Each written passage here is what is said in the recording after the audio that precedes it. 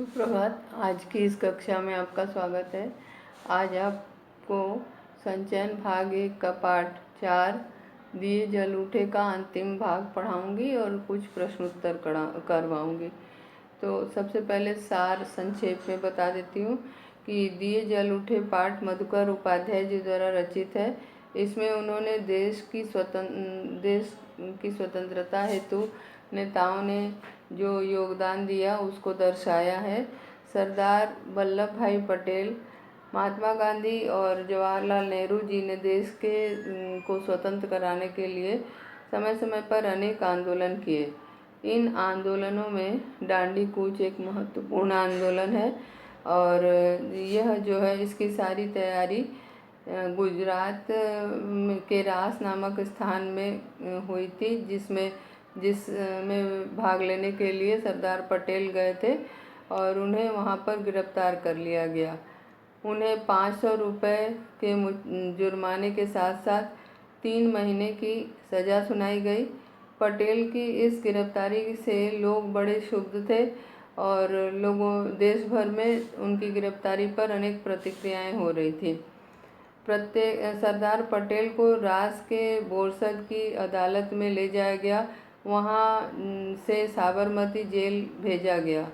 Jail का जो रास्ता था वह साबरमती आश्रम के सामने से जाता था और आश्रमवासी अपने प्रिय नेता की एक झलक पाने के लिए रास्ते के दोनों किनारों पर खड़े हो गए और कि एक झलक उनकी मिल जाए।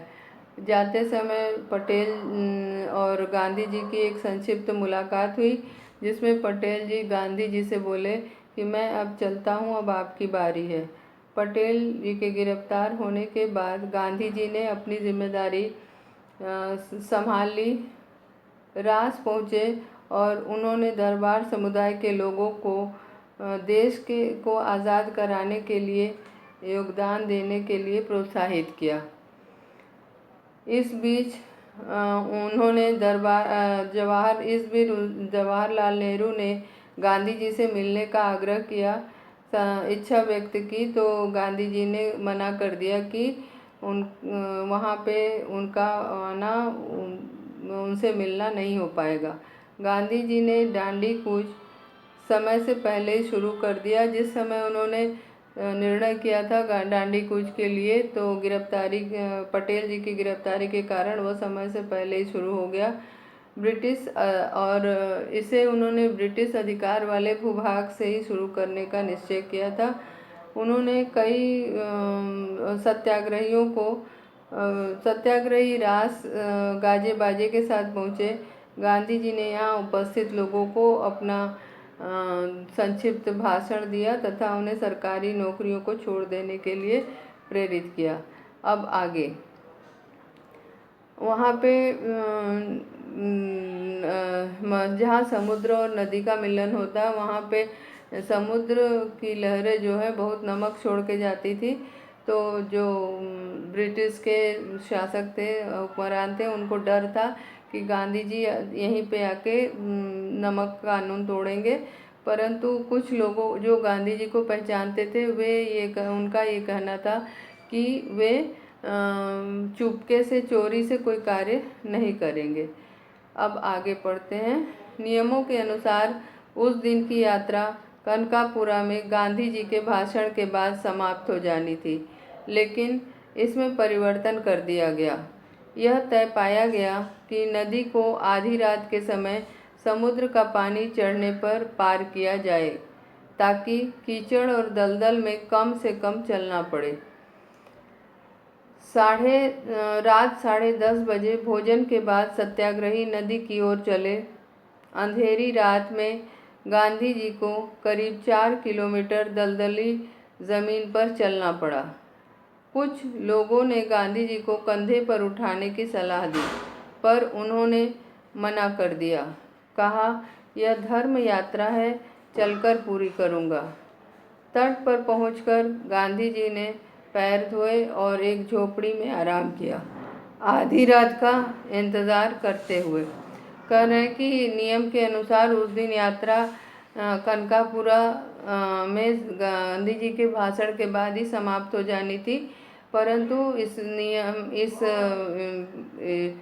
इसमें जो है परिवर्तन किया गया। इस योजना जो बनाई गई थी इसमें परिवर्तन किया गया, क्योंकि यह तय पाया गया कि लोगों ने तय किया कि नदी को आधी रात के समय समुद्र का पानी चढ़ने पर पार किया जाएगा, ताकि कीचड़ और दलदल में कम से कम चलना पड़े। जब रात के 10:30 बजे थे तो भोजन करने के पश्चात सत्याग्रहियों ने नदी की ओर जाना शुरू किया। रात अंधेरी थी। गांधी जी को करीब 4 किलोमीटर दलदली ज़मीन पर चलना था। दलदली जहाँ मिट्टी, इतना कीचड़ वाली मिट्टी हो जिसमें पैर धंस जाए, ऐसी ज़मीन को दलदली ज़मीन कहते हैं। कुछ लोगों ने गांधी जी को कंधे पर उठा के ले जाने की सलाह दी, परंतु गांधी जी ने इससे मना कर दिया। उन्होंने कहा कि यह धर्म यात्रा है, क्योंकि धर्म की यात्रा जो है स्वयं पैदल चल के जाना चाहिए, किसी सवारी या साधन से ये पूरा नहीं करना चाहिए। इसीलिए उनका मानना था कि वे इसको चलकर पूरा करेंगे, और उन्होंने अपने निर्णय पे अटल थे। तट पर पहुंचकर गांधी जी ने पैर धोए और एक झोपड़ी में आराम किया। जब वे वहां पहुंच गए तो उन्होंने पैर धोया, और पैर धो के एक झोपड़ी में वे आराम करने चले गए। आधी रात तक इंतज़ार किया। इंतज़ार का अर्थ है प्रतीक्षा। इंतज़ार का अर्थ है प्रतीक्षा। तो आधी रात तक उन्होंने प्रतीक्षा की। मही नदी के तट पर उस घुप अंधेरी रात में भी मेला जैसा लगा हुआ था। भजन मंडलियाँ थी, डांडिया रास में निपुण दरबार थे, वे गीत गा रहे थे। मही नदी के तट पर उस समय घुप अंधेरी रात थी। घुप अंधेरा मतलब बहुत ज़्यादा अंधेरे को घुप अंधेरा बोलते हैं।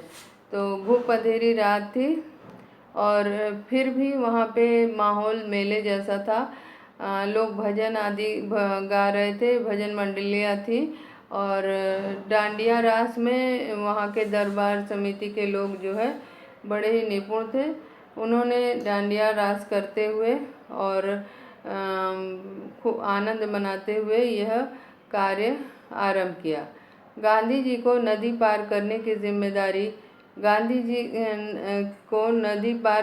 की जिम्मेदारी रघुनाथ काका को सौंपी गई। रघुनाथ काका के नामक व्यक्ति को गांधी जी को नदी पार कराने की जिम्मेदारी सौंपी गई। उनका भार, नदी को पार कराने का भार रघुनाथ काका के ऊपर था। उन्होंने इसके लिए एक नई नाव खरीदी और उसे लेकर कनकापुरा पहुंच गए। रघुनाथ काका ने एक नई नाव खरीदी इस कार्य के लिए, और वे इस नाव को लेकर कनकापुरा पहुँचे। बदलपुर के रघुनाथ काका को सत्याग्रहियों ने निषाद राज कहना शुरू कर दिया। जैसे राम को पार कराने के लिए केवट निषाद राज गए थे, उसी तरह से इनको भी पार कराने के लिए रघुनाथ काका गए। इसीलिए रघुनाथ काका को जो सत्याग्रही थे उन्होंने निषाद राज नाम से पुकारना शुरू कर दिया। उनके पास बदलपुर की काफ़ी ज़मीन थी और नावें भी चलती थी, और इसका कारण उन्हें निषाद राज कहने का एक और कारण था कि बदलपुर में उनके पास काफ़ी ज़मीन थी निषाद राज की तरह, और उनकी बड़ी नावें वहाँ चलती थी। जब समुद्र का पानी चढ़ना शुरू हुआ तब तक अंधेरा इतना घना हो गया था कि छोटे मोटे दिए उसे भेद नहीं पा रहे थे। कह रहे हैं कि जब नदी का पानी चढ़ना शुरू हो गया तो रात इतनी अंधेरी हो गई थी, इतना अंधेरा घना हो गया था, मतलब वहाँ पे अंधेरी रात हो गई थी कि छोटे मोटे दिए उसमें काम नहीं करेंगे, मतलब उसको वहाँ प्रकाश नहीं फैला पाते। थोड़ी ही देर में कई हजार लोग नदी तट पर पहुँच गए, परंतु अंधेरी रात होने के बावजूद थोड़ी ही देर में अनेक लोग वहाँ पे कई हजार लोग वहाँ पर पहुँच गए। उन सबके हाथों में दिए थे। जितने कई हजार लोग जो वहाँ पहुँचे थे उनके हाथों में दिए थे। और यही नज़ारा नदी के दूसरी ओर पर भी था। नदी के दूसरे तट पर भी यही नज़ारा था। नज़ारा यानी कि दृश्य। इस नदी के इस छोर पर, इस छोर यानी तट पर, इस तट पे जो दृश्य था वही दृश्य नदी के उधर के तट पर भी था। पूरा गांव और आसपास से आए लोग दिए की रोशनी लिए गांधी और उनके सत्याग्रहियों का इंतज़ार कर रहे थे। गांव के जितने भी लोग थे और साथ में आसपास से जो आए हुए लोग थे, वे सारे हाथ में दिए लेकर के गांधी जी का और उनके साथी सत्याग्रहियों का की प्रतीक्षा करने में लगे थे। रात 12 बजे महिसागर नदी का किनारा भर गया। पानी चढ़ आया था। गांधी झोपड़ी से बाहर निकले और घुटनों तक पानी में चलकर नाव तक पहुँचे। कह रहे हैं कि रात के 12 बजे थे। महिसागर नदी का किनारा भर आया था क्योंकि पानी आ गया था और पानी ऊपर, जो समुद्र का पानी था, ऊपर चढ़ने लगा था। गांधी जी तब झोपड़ी से अपने निकले और उन्होंने घुटने भर पानी में, घुटने तक के पानी में चलकर नाव तक की यात्रा पूरी की नाव तक वो पहुँचे। महात्मा गांधी की जय, सरदार पटेल की जय और जवाहरलाल की जय के नारों के बीच नाव रवाना हुई। रवाना होना, प्रस्थान करना। रवाना यानी कि प्रस्थान करना। रवाना होना, प्रस्थान करना।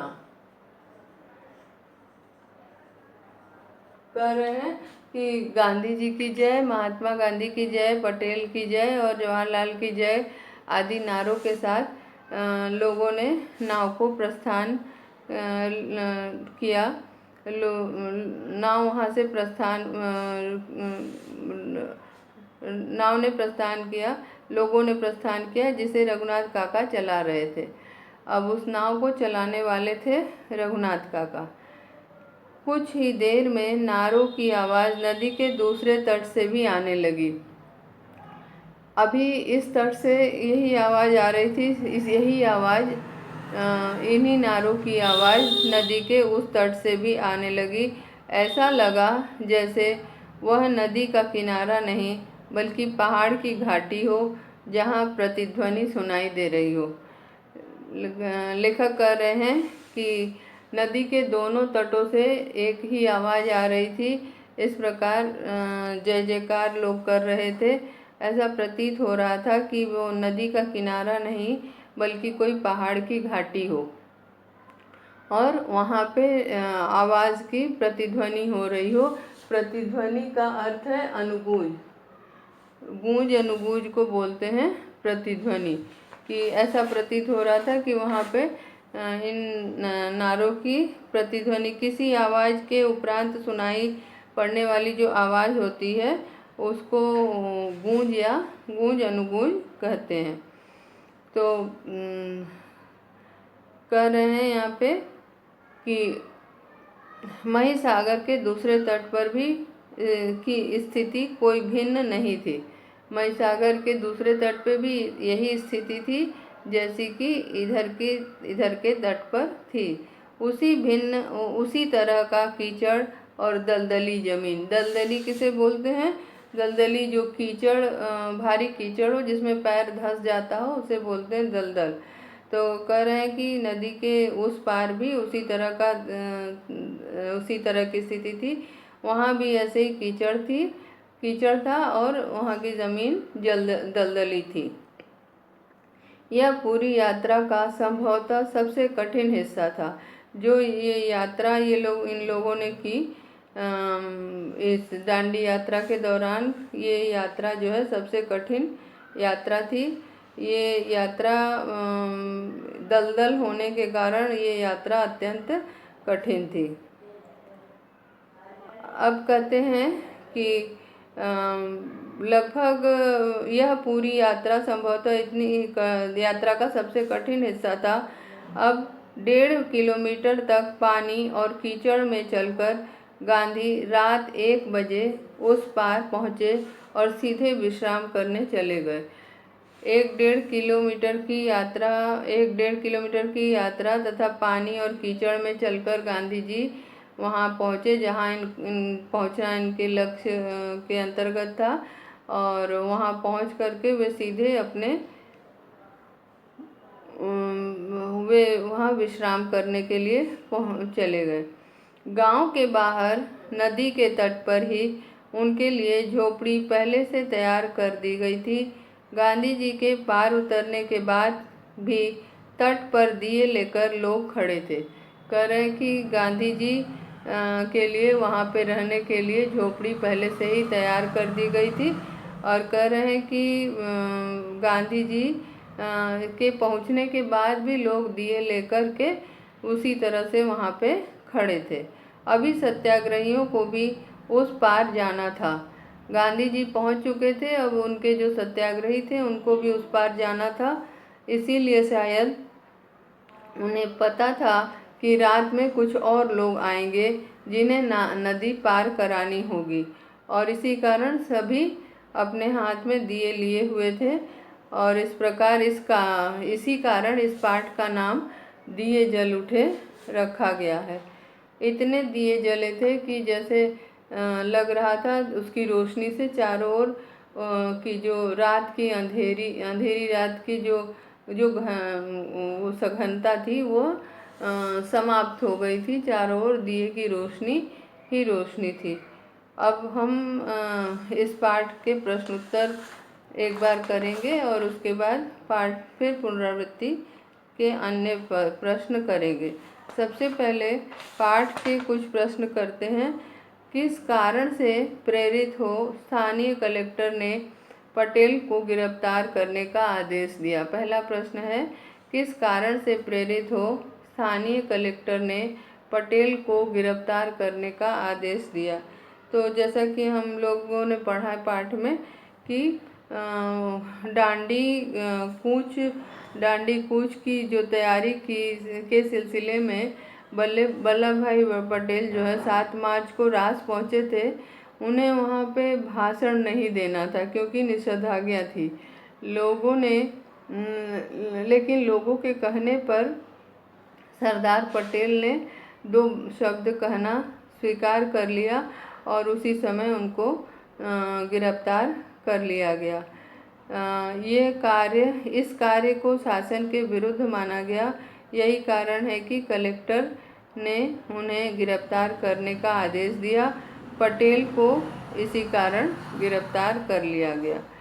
दूसरा प्रश्न है, जज को पटेल की सज़ा के लिए 8 लाइन के फैसले को लिखने में 1.5 घंटे क्यों लगे, स्पष्ट कीजिए। जज को पटेल की सज़ा के लिए 8 लाइन के फैसले लिखने में लगभग 1.5 घंटे का समय इसलिए लगा क्योंकि उसे समझ में नहीं आ रहा था कि किस धारा के तहत उन पर यह आरोप लगाया जाए और उन्हें जेल भेजा जाए। उस समय पटेल को 500 रुपये जुर्माना और 3 महीने की जेल की सज़ा सुनाई गई। पुलिस पहरे में ही बोरसद की अदालत में उन्हें लाया गया और जज के सामने ही उन्होंने अपना अपराध कबूल कर लिया। वह उन्हें कितनी और किस प्रकार की सज़ा देंगे, यह तथ्य उनकी समझ से परे था। इसीलिए उनको 8 लाइन की सज़ा लिखने में 1.5 घंटे का समय लग गया। अब तीसरा प्रश्न है, मैं चलता हूँ, अब आपकी बारी है। यहाँ पटेल के इस कथन का आशय उद्धृत पाठ के संदर्भ में स्पष्ट कीजिए। तो पाठ में जब उन्हें बोरसद की अदालत में ले जाया जा रहा था तो साबरमती आश्रम के सामने से वे गुजरे थे। वहाँ पे गांधी जी से उनकी मुलाकात हुई थी। तो गांधी जी से संक्षिप्त जो मुलाकात हुई उसमें उन्होंने कहा था कि मैं चलता हूँ, अब आपकी बारी है, यानी कि उन्हें गिरफ्तार कर लिया सरकार ने। अब उसके बाद उनके बाद अब उन्हें ही गिरफ्तार करेंगे, ये उन्होंने कहा था। सरदार पटेल को जब ये सज़ा सुना दी गई और उन्हें अहमदाबाद साबरमती के ले जाया गया, तो साबरमती आश्रम में गांधी जी के साथ उनकी मुलाकात हुई। तो उनकी सज़ा को साबरमती उनकी सज़ा, अपनी जो सज़ा थी उसी के कारण उन्होंने कहा कि उन्होंने दांडी कूच की जो तारीख रखी थी, उन्होंने कहा कि अब मैं चलता हूँ, अब आपकी बारी है। पीछे पीछे सभी आश्रमवासी उसमें उनके साथ मिलने के लिए, अपने नेता की एक झलक पाने के लिए आए थे। और उन्होंने उनकी ये बात जो है एक जन जागृति के रूप में थी। अब जन जागृति फैलाने के लिए उन्होंने कहा था कि मैं अब चलता हूँ, अब आपकी बारी है, मैंने जन जागृति फैलाना अब आपके जिम्मे है। अब चौथा प्रश्न है, इनसे आप लोग त्याग और हिम्मत सीखें। गांधी जी ने यह किनके लिए कहा और किस संदर्भ में कहा? ये राष्ट्र में गांधी जी का जो भव्य स्वागत किया गया, दरबार समुदाय के लोग इनमें सबसे आगे थे। दरबार गोपाल दास और रविशंकर महाराज वहाँ मौजूद थे।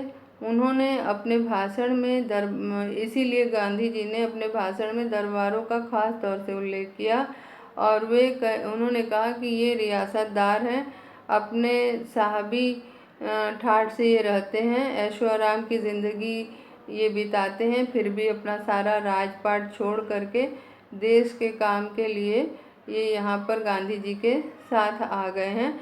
तो इनसे आप अन्य जितने लोग थे उनको उन्होंने कहा कि इनसे आपको साहस और की परिभाषाएं सीखनी चाहिए। धैर्य, त्याग और साहस के द्वारा ही अंग्रेजी शासन को हम बाहर खदेड़ सकते हैं, देश के बाहर निकाल सकते हैं। अब अगला प्रश्न है, पाठ द्वारा यह कैसे सिद्ध होता है कि कैसी भी कठिन परिस्थिति हो उसका सामना तत्कालीन सूझबूझ और आपसी मेलजोल से किया जा सकता है? अपने शब्दों में लिखिए। यहाँ पे इस प्रश्न का उत्तर इस प्रकार होगा, स्वतंत्रता संग्राम किसी व्यक्ति विशेष से संबंधित नहीं था। यह विदेशी शासन के अत्याचार बढ़ते जा रहे थे। पटेल जी के लिए कानून के दायरे में रहकर काम करना असंभव था। कैसी भी कठिन परिस्थिति हो, भारतीयों को उनका सामना करना आता था। यह अपनी एकता के कार्य करने में निपुण थे, एक के पीछे एक पंक्ति बनाकर खड़े हो जाते थे और आशा के दीपक जलाने लगते थे। विदेशी शासक थोड़ी सी आवाज़ बुलंद करने वालों को जेल में डाल दिया करते थे, परंतु पटेल की दृढ़ संकल्प शक्ति के सामने उनकी तकनीक असफल हो गई। पटेल ने रोब से पुलिस वालों को पटेल के रोब से पुलिस वालों को मोटर गाड़ी रोकनी पड़ी थी, और गांधी जी की आवाज़ ने सोने पर सुहागा का काम किया। देश भर में आज़ादी की लहर दौड़ गई। गांधी जी के मिलन और सूझबूझ ने कठिन परिस्थितियों पर काबू पाकर लोगों के हृदय में स्थान बना लिया। अब अगला प्रश्न है, महिसागर नदी के दोनों किनारों पर कैसा दृश्य उपस्थित था? अपने शब्दों में वर्णन कीजिए। जैसा कि हमने अभी पढ़ा कि रात 12 बजे महिसागर नदी का किनारा लोगों की भीड़ से भर गया। घना अंधेरा छाया हुआ था। सत्याग्रहियों के आने का इंतज़ार हो रहा था, और गांधी जी बाहर निकले और घुटनों तक पानी में चल के नाव में बैठे महात्मा गांधी जी की जय, सरदार पटेल की जय, नेहरू जी की जय के नारे महीसागर नदी के दोनों किनारों में गूंज रहे थे। और नाव अपना नाव एक न एक, एक नाव चलाकर वो उनको नाव चलाकर गांधी जी को इस निषाद राज के नाम से पुकारे जाने वाले रघुनाथ काका इस पार ले आए। आवाज़ नदी के दूसरे तट से भी वैसी ही आ रही थी जैसा कि इस तट पे आ रही थी। ऐसा लग रहा था जैसे नदी का किनारा न हो, कोई पहाड़ की घाटी हो और जहाँ पे ध्वनि प्रतिध्वनित हो रही हो, ध्वनि से गूंज प्रतिगूंज निकल रही हो। इस प्रकार दूसरे तट पे भी बिल्कुल वही स्थिति थी। गांधी जी के पार करते ही वहाँ पे तट में लोग दिए लेकर के गांधी जी के पार करने के बाद भी लोग दिए लेके उसी प्रकार खड़े थे, क्योंकि उन्हें मालूम था कि गांधी जी के पीछे अन्य सत्याग्रही भी आएंगे और उसी रोशनी उन्हें भी रोशनी की आवश्यकता है। इस प्रकार दोनों किनारे दिए की रोशनी से प्रकाशित हो गए। अब अगला प्रश्न है कि यह धर्म यात्रा है, चलकर पूरी करूँगा। गांधी जी के इस कथन द्वारा उनके किस चारित्रिक गुण का परिचय मिलता है? ये धर्म यात्रा है, चलकर पूरी करूँगा। गांधी जी के इस कथन से उनके अटूट साहस, उत्साह और लगन का परिचय मिलता है। गांधी जी मानते हैं कि धर्म मार्ग सत्य और अहिंसा का मार्ग है। मन, वचन, कर्म की पवित्रता इसमें अनिवार्य है। ऐसी यात्रा उनकी अंतिम यात्रा है। इसे उन्होंने धर्म का नाम दिया। ऐसी यात्रा के लिए वे वाहनों का प्रयोग नहीं करना चाहते थे। धर्म यात्रा में हवाई जहाज, मोटर या बैलगाड़ी से जाने वाले को कोई लाभ नहीं मिलता, ऐसा उन्होंने कहा।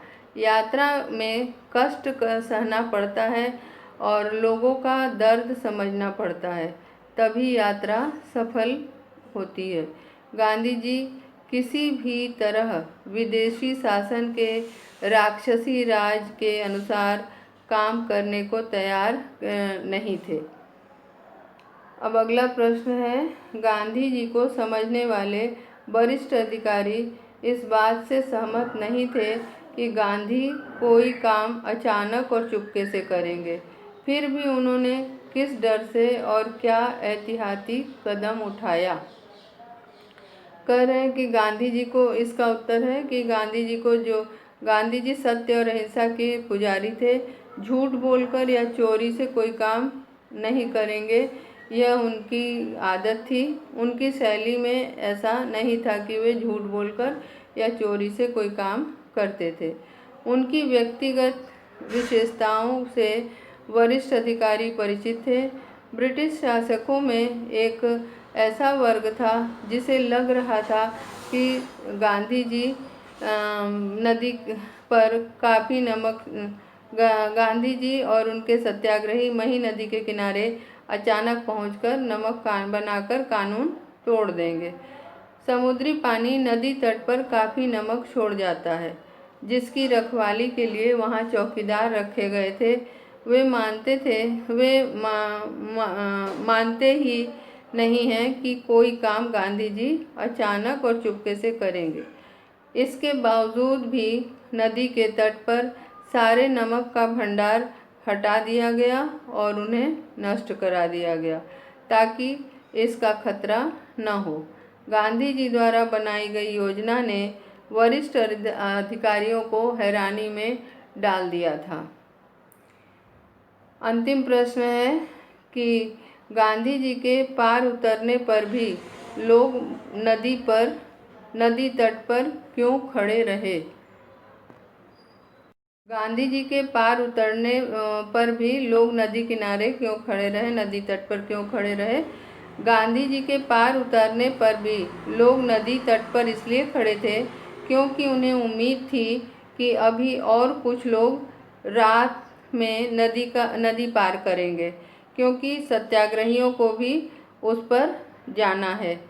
लोगों की यह भावना विपरीत परिस्थितियों में हिम्मत व साहस से डटे रहने का परिचायक है। अब कुछ अन्य प्रश्न, मूल्यपरक प्रश्न। वल्लभ भाई पटेल की गिरफ्तारी का गांधी जी पर क्या प्रभाव पड़ा? दांडी यात्रा की तैयारी के सिलसिले में वल्लभ भाई पटेल रास पहुँचे। वहाँ इन्होंने लोगों के आग्रह पर 2 शब्द कहना स्वीकार कर लिया। तभी मजिस्ट्रेट ने निषेधाज्ञा लागू कर दी। पटेल को गिरफ्तार कर लिया गया। इन्हें स्थानीय कलेक्टर शिलडी ने गिरफ्तार किया था। बोरसद की अदालत में पटेल ने अपना अपराध स्वीकार कर लिया। जज ने उन पर 500 रुपये जुर्माना लगाया और 3 महीने की सज़ा उन्हें सुनाई। इसका मुख्य कारण था कि सरदार पटेल ने पिछले आंदोलन के समय स्थानीय कलेक्टर शिलडी को अहमदाबाद से भगा दिया था। इसीलिए वह अपना बदला लेना चाहता था। इसलिए जब गांधी जी को साबरमती में यह सूचना दी गई तो वे ये समाचार सुनकर बहुत नाराज़ हुए।